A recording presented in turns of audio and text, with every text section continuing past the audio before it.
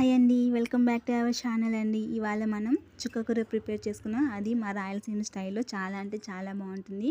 ఒకసారి ట్రై చేయండి. దీనికోసం ఇప్పుడు ఆయిల్ వేసేసుకొని చిన్నగా కట్ చేసి పెట్టుకున్న ఉల్లిపాయలు, అలాగే సన్నగా కట్ చేసి పెట్టుకున్న పచ్చిమిర్చి, అలాగే వెల్లుల్లి వేసేసి నూనెలో ఫ్రై చేసేసుకొని, ఎందుకంటే ఈ ఆకుకూర పుల్లగా ఉంది కాబట్టి టమోటా ఒక్కటి వేసుకొని సరిపోతుంది. మళ్ళీ టమోటా ఎక్కువ అంటే పులుపు అయిపోతుంది.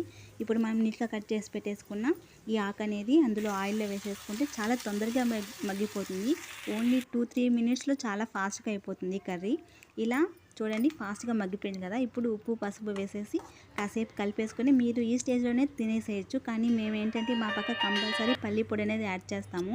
ఇప్పుడు వేయించిన పల్లి పొడి అందులో యాడ్ చేసేసి కాసేపు అలా పచ్చివాసన పోయే వరకు కలిపేసుకొని కాసేపు మూత పెట్టుకుంటే మన కర్రీ అనేది రెడీ. ఇంకా కొత్త వాళ్ళు మన ఛానల్ ఏమైనా చూసినట్లయితే సబ్స్క్రైబ్ చేసుకుని నాకు సపోర్ట్ చేయండి ప్లీజ్. చూసారా, ఫైనల్లీ మన కర్రీ అనేది ప్రిపేర్ అయిపోయింది. Thank you.